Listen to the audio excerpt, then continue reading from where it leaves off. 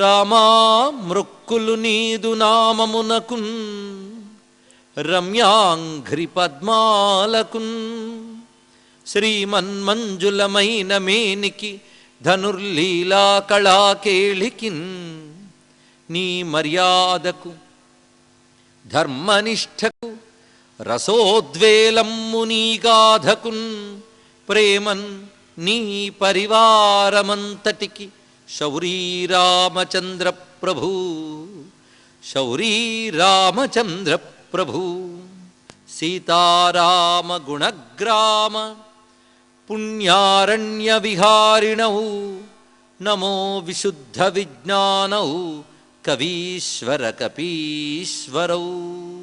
జాంబవత్ సుగ్రీవ హనుమత్ సీతాలక్ష్మణ భరత శత్రుఘ్న పరివార సమేత శ్రీరామచంద్ర పరబ్రహ్మణే నమో నమః.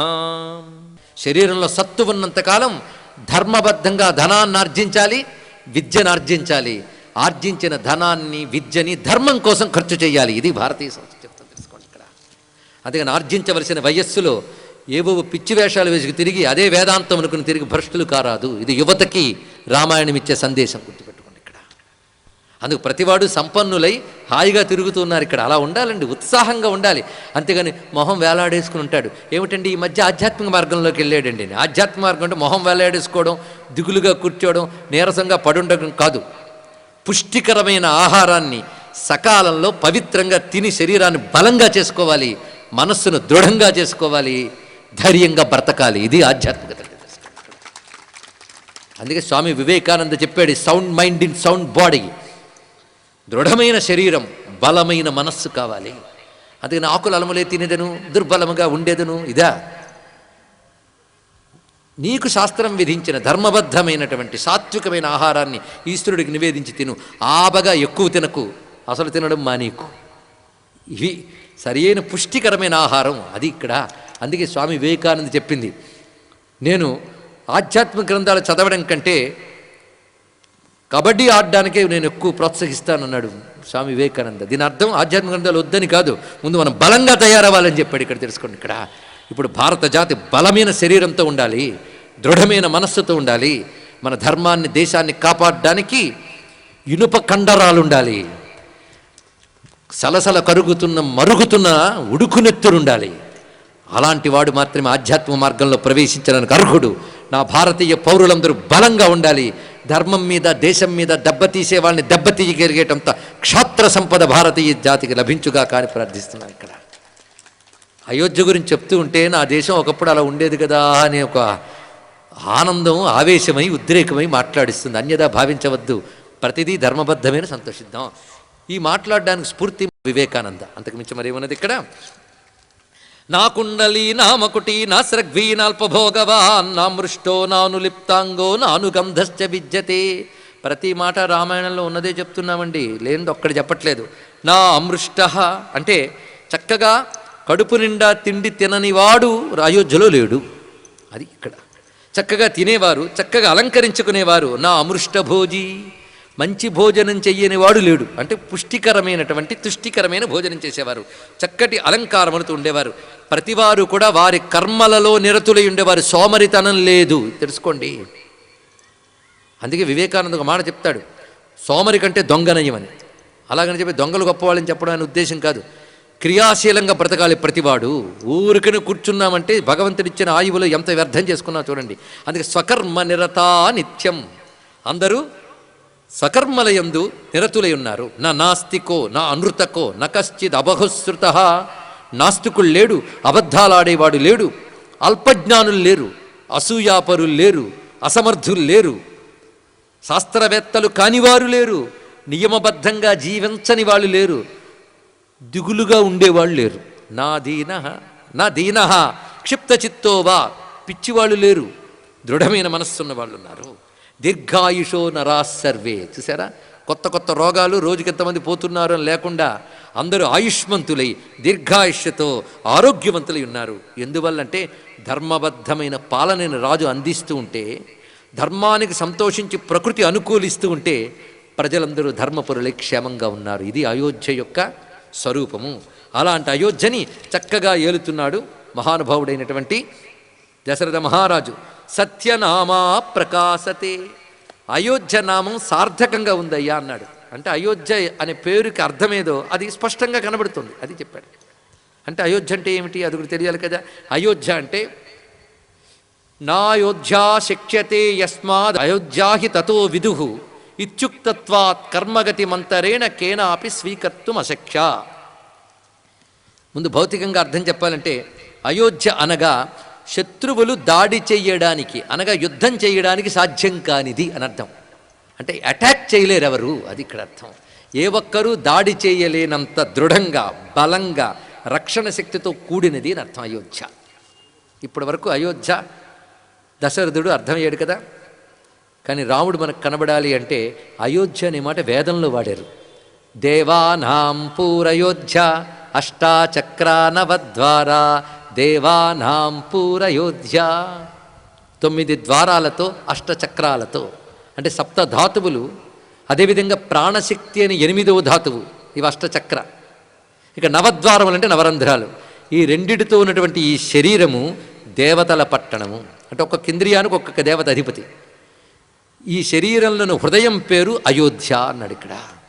ఎంత గొప్ప విషయం అయోధ్య. అయోధ్య అంటే అర్థం ఏంటి? ఎవరూ దాడి చేయలేరు. అంటే భౌతిక శరీరము దాడి చేయబడుతుంది, కాలం చేత దాడి చేయబడుతుంది. బాల్యం పోతుంది, వార్ధక్యం వస్తుంది, ఇది పోతుంది. కనుక భౌతిక శరీరం దాడి చేయబడుతుంది. కానీ అంతర్గతమైనటువంటి ఆత్మ సామ్రాజ్యం ఎవరు దాడి చేయలేరు. అచ్ఛేద్యోయం అదాహ్యోయం అక్లేజ్యోయం గీతలో చెప్పాడు. నాశనము లేనటువంటిది హృదయ సామ్రాజ్యం. దానికి వేదం అయోధ్య అంది. ఈ అయోధ్యను ఏలుతున్నాడు అంటే దశరథుడు. దశరథుడు అనగా 10 ఇంద్రియాలని జాగ్రత్తగా నియమించుకుంటూ నడిపేవాడే దశరథుడు. వాడి అయోధ్యలో అంతర్ముఖుడి సాధన చేస్తే అప్పుడు వాడికి కనబడతాడు అయోధ్యలో రామచంద్రమూర్తి. ఇది రామాయణం తాత్వికంగా దర్శిస్తే ఇది మాట. ఈ మాట నేనేమీ అన్వయించట్లేదండి, ఉపనిషన్మాత చెప్తోంది దేవానాం పూరయోధ్య. అందుకే ఇక్కడ ఇత్యుక్త్వాత్ కర్మగతి మంతరేణ కేనాపి స్వీకృత్తుమ శిక్ష అని చెప్పాడు ఇక్కడ. అంటే ఈ శరీరం కూడా లభించాలంటే అంత తేలిక కాదు. సత్కర్మలు చేస్తే గానీ దొరకనటువంటి ఈ శరీరమే ఒక అయోధ్య. ఈ అయోధ్యలో ఆత్మరూపుడై ఉన్నవాడే రాముడు, వాడే ఆత్మారాముడు. అది ఇక్కడ చెప్తున్న అద్భుతమైన అంతరార్థం. తస్యాం హిరణ్మయ కోశ స్వర్గో లోకో జ్యోతిషావృత అని వేదం అయోధ్య గురించి చక్కగా చెప్తోంది. కనుక రామకథ వినేటప్పుడు అయోధ్యలో రాముడు అవతరించాడనే భౌతికార్థంతో పాటు మన శరీరమే పుణ్యకర్మలతో సంపాదించుకున్న ఒకానొక అయోధ్య, అంతర్గతమైన హృదయమే ఒక అయోధ్య. అందులో ఆత్మస్వరూపుడే రామచంద్రమూర్తి. ఆయన దర్శించడమే జీవన పరమార్థం. అందుకే రామాయణం. ఇది తాత్వికంగా దర్శించవలసిన ఉపాసనాపరమైన అర్థం. మాటి మాటికి ఉపాసనార్థాలు చెప్పంగాని మొదటన్ని తెలుసుకోండి. ఇక నాకు తర్వాత కథంతా హాయిగానే ఉంటుంది. మొత్తానికి ఇంత చక్కగా పాలన చేస్తున్నటువంటి మహానుభావునికి అద్భుతమైన మంత్రులు 8 మంది ఉన్నారు. వీళ్ళ పేర్లు వింటే చాలా మంచిదండి. దృష్టి, జయంతుడు, విజయుడు, సిద్ధార్థుడు, అర్థసాధకుడు, అశోకుడు, మంత్రపాలుడు, సుమంత్రుడు అనబడే 8 మంది మంత్రులు. ఈ పేర్లు గుర్తుపెట్టుకోండి, చాలా మంచిది. అదేవిధంగా ఈయన దగ్గర ఉన్నటువంటి పురోహితులు, మహర్షులు. పురోహితులు ఎందుకుంటారు అంటే రాజ్యానికి వైపరీత్యాలు రాకుండా, ప్రకృతి ప్రతికూలతలు రాకుండా యజ్ఞాల ద్వారా తపస్సుల ద్వారా పట్టణాన్ని కాపాడడం కోసం పురోహితులు. వాళ్ళు ఎవరయ్యంటే వశిష్ఠుడు, వామదేవుడు అనేవారు ప్రధాన పురోహితులై వారికి సహాయకంగా జాబాలి మొదలైన వారు ఉన్నారు. ఇక మంత్రులు ఎలాంటి వాళ్ళంటే న్యాయశాస్త్రం, దండనీతి మొదలైన శాస్త్రాల్లో కుశలురు. కనుక మంత్రి అయిన వాడు సర్వశాస్త్రవేత్తయ్యి విద్యావంతుడై ఉండాలి. ఇది తెలుసుకోవాలి ఇక్కడ. అదేవిధంగా మంత్రి శుచిగా ఉండాలి అన్నారు. ఇది ఒక గొప్ప మాట చెప్తున్నాడు. శుచి అయిన మంత్రులు ఉన్నారు అంటే అర్థం మంత్రులందరూ మడికట్టుకొచ్చి కూర్చున్నారని అర్థమా? శుచి అంటే ఏమిటంటే స్వయంభూమను మనుస్మృతులు చెప్తున్నాడు. శుచి అంటే ఆర్జనలో అక్రమం లేనివాడే శుచి అయినవాడు, అటువంటి వాడే మంత్రి అవడానికి అర్హుడు అని రామాయణ కాలంలో చెప్పిన మాట. అక్రమార్జన లేనివాడే మంత్రి పదవికి అర్హుడు అని చెప్పారు. కుశల వ్యవహారేషు, సర్వ వ్యవహారంలో కౌశలము కలిగిన మహాత్ములు. అలాంటి వాళ్ళు పాలన చేస్తూ ఉన్నటువంటి అద్భుతమైనటువంటి అయోధ్యలో అన్నీ బాగున్నాయి కానీ ఒకటే లోటు. ఎందుకంటే సంతానం లేకపోవడం అనేటువంటి దుఃఖంతో ఉన్నటువంటి రాజు సంతానార్థి అయి ఋషులతో విన్నవించుకుంటే రాజ్యక్షేమం కోరిన ఋషుల్లో మొదటి వాడిన వశిష్ఠ మహర్షి ఒక దివ్య యాగాన్ని చెయ్యడానికై సంకల్పించుకున్నాడు. ఆ యాగము అశ్వమేధ యాగం. ఈ యాగం చక్కగా నిర్వహింపబడి సత్ఫలితాలు రావడానికే ఋష్యశృంగ మహర్షిని అంగదేశం నుంచి పిలిపించారు. ఎవరు పేరు చెప్తే చాలు కరువు కాటకాల పోతాయో ఆయన ఋష్యశృంగుడు. అంగదేశంలో ఉన్నాడు ఆ మహానుభావుడు. ఇప్పుడు శాంత అనేటువంటి ఒక పతివ్రత అయినటువంటి స్త్రీకి భర్తగా ఉన్న ఋష్యశృంగుడు విభాండక మహర్షి యొక్క పుత్రుడు. ఋష్యశృంగ నామము తలంచుకుంటే చాలు ప్రకృతి చల్లబడుతుంది. తెలుసుకోండి, తీక్ష్ణతలు పోతాయి, పంచభూతాలు అనుగ్రహిస్తాయి. ఋష్యశృంగుడి మాట, ఆయన చరిత్ర చెప్పుకుంటే కరువు కాటకాలు ఉండవు. అలాంటి మహాత్ములు అంటే ఒక్కొక్క ఋషులు. రామాయణంలో ఋషులు, అదొక రీసెర్చ్, మీ ఇష్టం. ఒక్కొక్క ఋషుల చరిత్ర ఎంత గొప్పదో. ఆ ఋష్యశృంగ మహానుభావుడు ఆయన వస్తూ ఉంటేనే గాలి ఎంత చల్లగా ఉంటుందో. ఆయన పిలిపించారు, ఆయన దగ్గరున్నాడు. ఎందుకంటే ఆయన మహాతపశ్శక్తి సంపన్నుడు. వశిష్ఠుల వారు ఆయన పిలిపించారు. ఋష్యశృంగ మహర్షి యొక్క సన్నిధిలో అశ్వమేధయాగం అంతా పూర్తయింది. శృంగ మహర్షి యొక్క సన్నిధిలో అశ్వమేధయాగం అంతా పూర్తయింది. ఆ సమయంలో ఎందరిని ఆదరించాడో దశరథుడు. అంటే ఆ రోజుల్లో ఎలా ఉండేదో చూడండి. వచ్చిన వాళ్ళందరినీ ఆదరించడం, ఇంటికొచ్చిన వారు, యజ్ఞానికి వచ్చిన వారు, సత్కార్యానికి వచ్చిన వారందరికీ కడుపు నిండా భోజనం పెట్టాడు.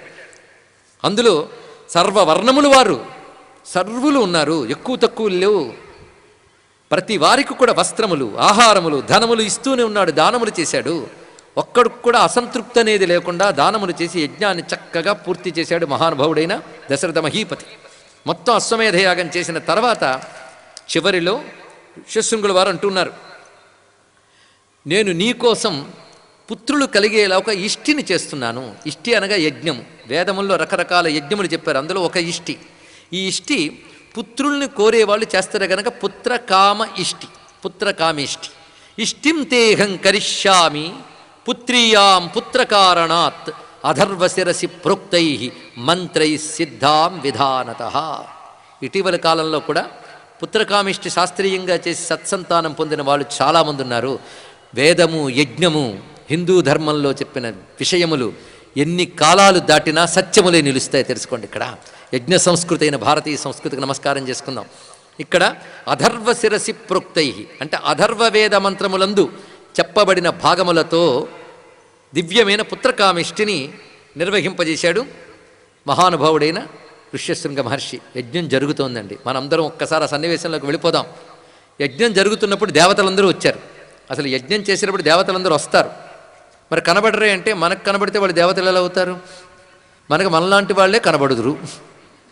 దేవతలు వాళ్ళు తేజశరీరులు, వాళ్ళు మనకు కనబడరు, కానీ వాళ్ళకి మనం కనబడతాం.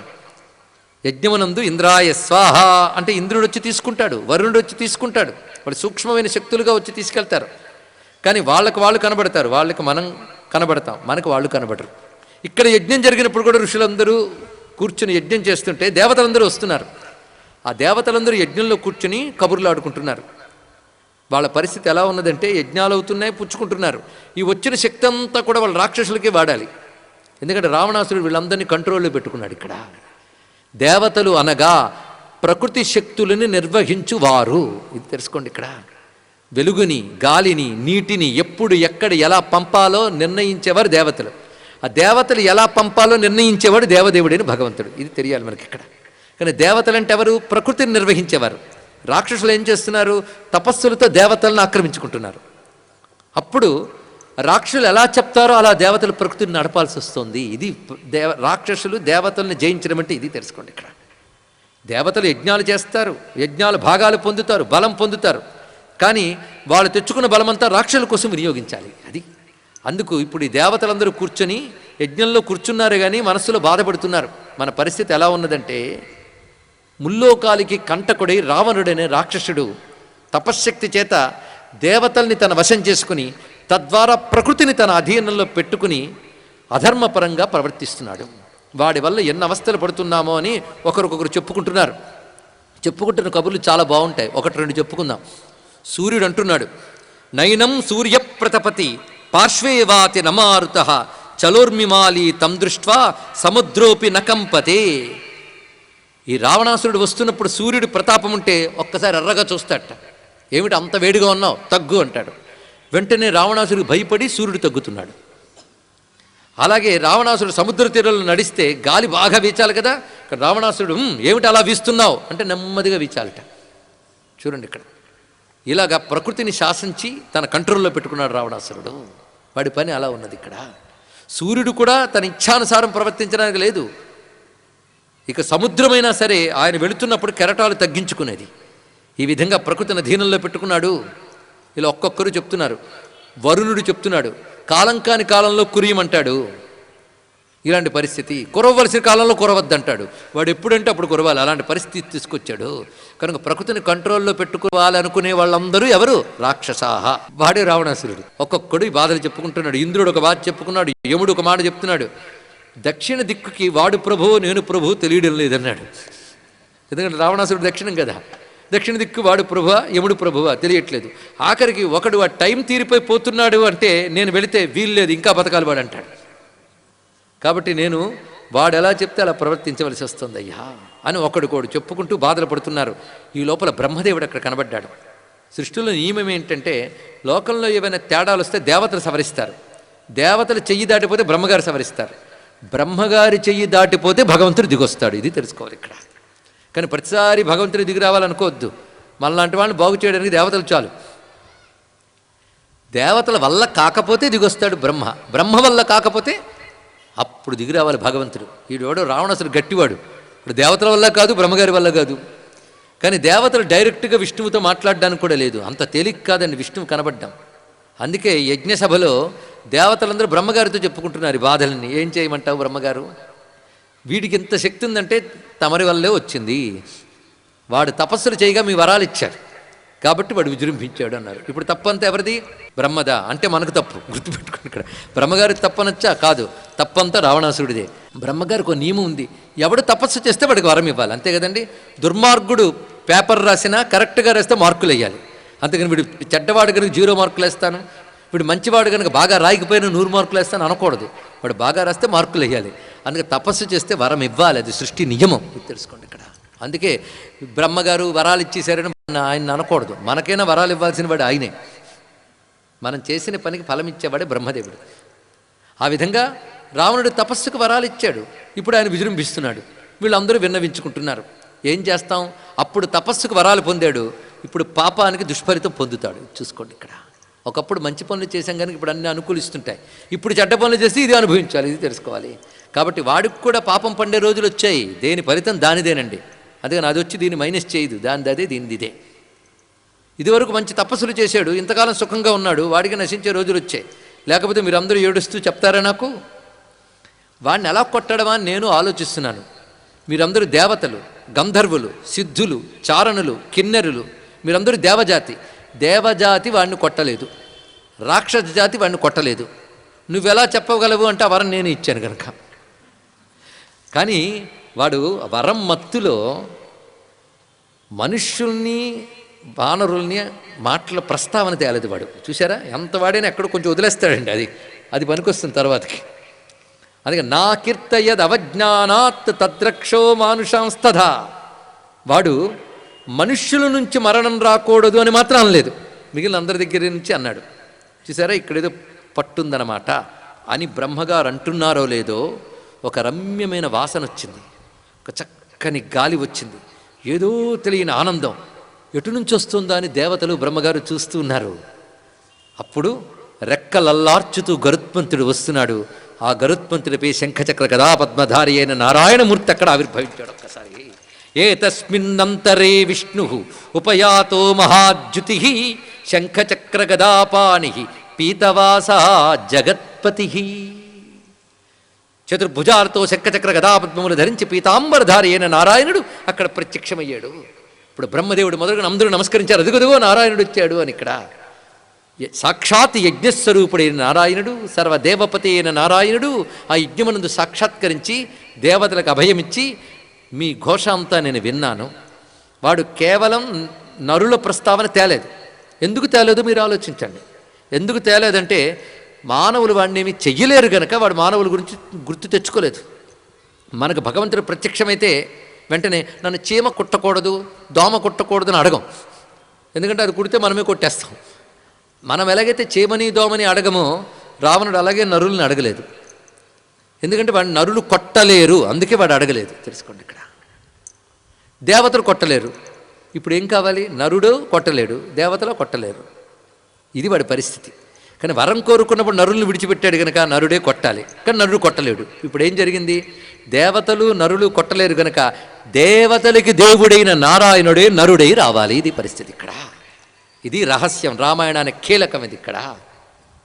అప్పుడు రామచంద్రమూర్తి అవతరించాలి అంటే పుత్రుల కోసం ఈ యజ్ఞం చేస్తున్నాడుగా, ఇక్కడే అవతరించవచ్చు కదా అని దేవతలందరూ ప్రార్థించారు. నన్ను పుత్రుడిగా పొందడానికి యోగ్యత ఇతనికి ఉంది గనక రామచంద్రమూర్తిగా అవతరిస్తానే నారాయణుడు అభయం పలికాడు. ఆ సమయంలో యజ్ఞం పూర్తయింది. త్వంగతి పరమాదేవ సర్వేషాన్న పరంతప వధాయ దేవశత్రువుణాం రుణాం లోకే మనక్కురు. దేవశత్రువులైనటువంటి రాక్షసుల సంహారం కోసమై ఓ నారాయణ మాకు గతివైన నువ్వు నరలోకంలో అవతరించు అని దేవతల ప్రార్థన విని నారాయణుడు చూస్తూ ఉండగా యజ్ఞం పూర్తయింది. యజ్ఞంలోంచి తతో వై యజమానస్య పావకాదతుల ప్రభం ప్రాదుర్భూతం మహద్భూతం మహావీర్యం మహాబలం కృష్ణం రక్తాంబరధరం రక్తాస్యం దుందుభిస్వనం. నల్లని కాంతితో ఎర్రని వస్త్రము ధరించి ఎర్రని ముఖముతో మంచి గంభీరమైన కంఠస్వరంతో సింహాలు జూలు వంటి కేశాలతో ఉన్న ఒక మహానుభావుడు అగ్నిహోత్రుల్లోంచి ఉద్భవించాడు. ఆయన ప్రాజాపత్య పురుషుడు. యజ్ఞము చెయ్యగా ఉద్భవించాడు. ఆయన చేతిలో దివ్యపాయస సంపూర్ణాం పాత్రీం పత్నీమవ ప్రియాం, చేతిలో అద్భుతమైన పాయస పాత్రని పట్టుకొని నిలబడి ఉన్నాడు ప్రాజాపత్య పురుషుడు. దశరథ మహీపతికి దర్శనమిచ్చాడు. వెంటనే మహారాజు లేచి నమస్కరించాడు. ఋషశృంగుడు చూపిస్తున్నాడు, అదిగో మహాత్ముడు వచ్చాడు, నీ యజ్ఞం ఫలించింది అనగానే ఆ ప్రాజాపత్య పురుషుడు అనబడేటువంటి యజ్ఞ ఫలముగా లభించిన మహాత్ముడు ఆ పాయసాన్ని దశరథుడి చేతిలో పెట్టాడు. సరిగ్గా నారాయణుడు అక్కడ దేవతల మధ్యలో గరుత్మంతుడిపై కూర్చుని చూస్తున్నాడు. దేవతల ప్రార్థన విని తన పూర్ణ తేజస్సుని ఆ పాయసం లోపలికి ప్రవేశింపజేశాడు. నారాయణుడు ఆ పాయసాన్ని దశరథ మహీపతి చేతితో అందుకున్నాడు. తర్వాత ఆ పాయసం ఏమయ్యింది?